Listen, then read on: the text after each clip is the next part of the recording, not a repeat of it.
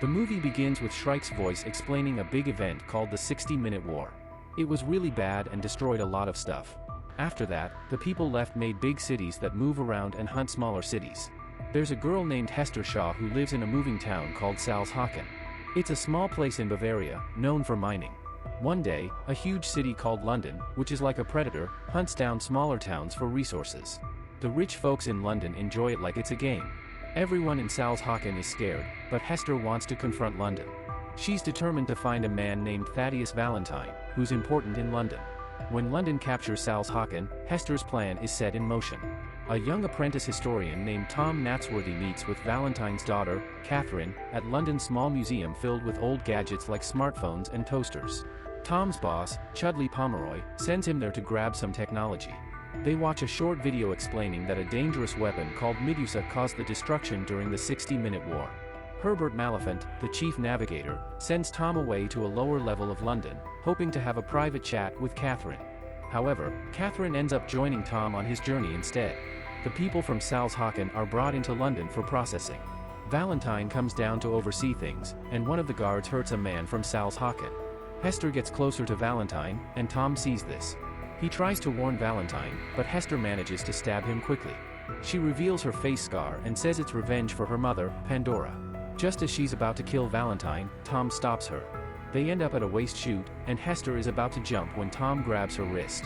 She tells him to ask Valentine about her mother and how he gave her the scar.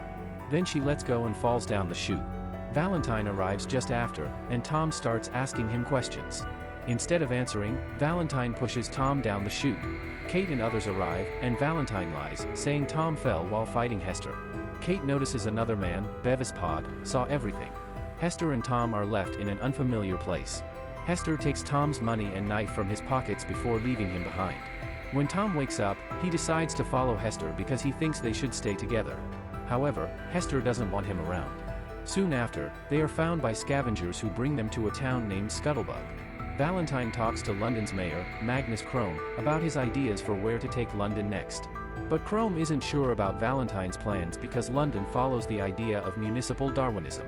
Later, Valentine visits his top scientist, Dr. Twix, who's working on a weapon for him.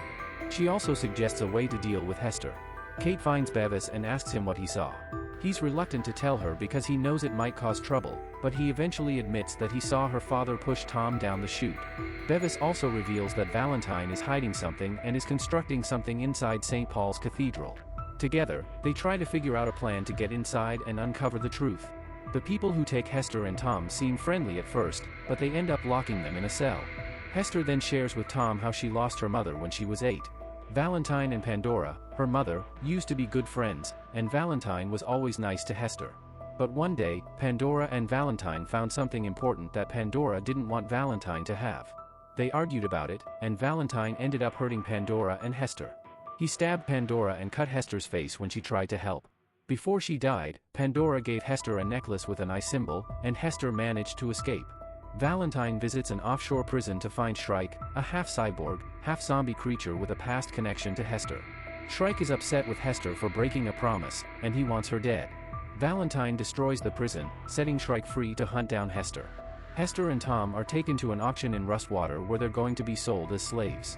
When it's Hester's turn to be sold, a woman named Anna Fong steps forward and claims she'll buy her.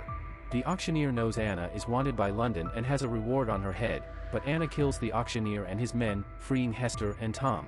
They escape on Anna's aircraft, the Jenny Hanover, but Shrike spots them. He tries to climb up to catch them as Tom is climbing onto the aircraft. Anna tosses Hester a knife, and Hester has to decide whether to cut Tom loose or to cut Shrike loose. She chooses to cut Shrike loose. As they fly away, Anna reveals she knew Hester's mother, Pandora, and has been searching for Hester since Pandora died. Herbert goes to find Valentine to impress him by telling him about a stash of old technology that has been found. This gets Valentine's attention, and Herbert feels like he's succeeded in gaining favor with him. Hester tells Tom about her connection to Shrike. When she was a child and ran away, Shrike found her and raised her as his own for many years. He could see how much she was suffering, and he offered her a way to escape the pain. Shrike showed her a robotic body he had made for her, so she could become a machine and forget all the bad things from her past. Hester was tempted to accept his offer, but when she learned that Valentine was nearby, she decided to leave Shrike and go after Valentine instead. This made Shrike feel betrayed and angry. Anna takes Hester and Tom to Airhaven, where they meet her allies in the Anti-Traction League. She shares with Hester that Pandora was keeping a secret from Valentine. Meanwhile, Kate and Bevis continue their investigation by talking to Pomeroy. He sneaks them through a tunnel into the cathedral, where Kate sees the huge Medusa weapon that Valentine is hiding. She also witnesses him shooting down Chrome when he discovers the weapon. Anna and her team are desperately trying to find a way to stop the weapon because Valentine plans to take it to Shangua, a city that used to be China, and destroy the protective wall before attacking the rest of the city. Suddenly, Shrike arrives and starts attacking and killing Anna's teammates. Airhaven is engulfed in flames as the survivors try to flee. Shrike targets Hester and Tom, almost killing Tom until Hester begs him to spare Tom. In that moment, Shrike realizes that Hester loves Tom. He also sees that he's badly damaged from the fight and knows he's going to die soon. Shrike releases Hester from her promise and lets her go. Tearfully, Hester leaves him behind, and Shrike's last thoughts are of Hester as a child. Hester and Tom manage to escape with Anna and a few others. Valentine gets ready to steer London toward Shangua. Anna persuades Governor Quan to help launch the anti-tractionist fleet against London. Our heroes fly towards London as it approaches the wall. Valentine aims Medusa to blast the wall. Kate realizes her father's true nature and refuses to support him. Many of Anna's allies are shot down as another blast hits the wall. Hester and Anna make it to London and head to St. Paul's. Hester discovers that her mother's necklace holds the kill drive for Medusa. Valentine and Anna fight, and Hester rushes to shut down Medusa before the final blast destroys the wall. Valentine fatally injures Anna, but she lives long enough to see Medusa shut down. Valentine is determined to crash London into the wall, even if it means many lives will be lost. Kate tries to stop London's engine, but it won't move. Tom pilots the Jenny Hanover toward the engine to destroy it, slowing London down.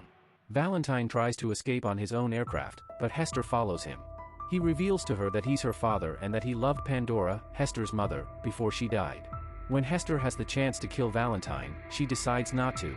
She joins Tom on the Jenny Hanover before he fires a blast at Valentine's craft, causing it to crash. Valentine survives momentarily, only to see London's tracks approaching to crush him. Kate leads the people of London to the top of Shangua's wall, where she warmly welcomes Governor Quan, and he allows them sanctuary inside. As the sun rises, Hester and Tom share a heartfelt embrace before setting off in the Jenny Hanover to explore the world together. Make sure to subscribe and hit the notification button so that you will not miss any of our video updates.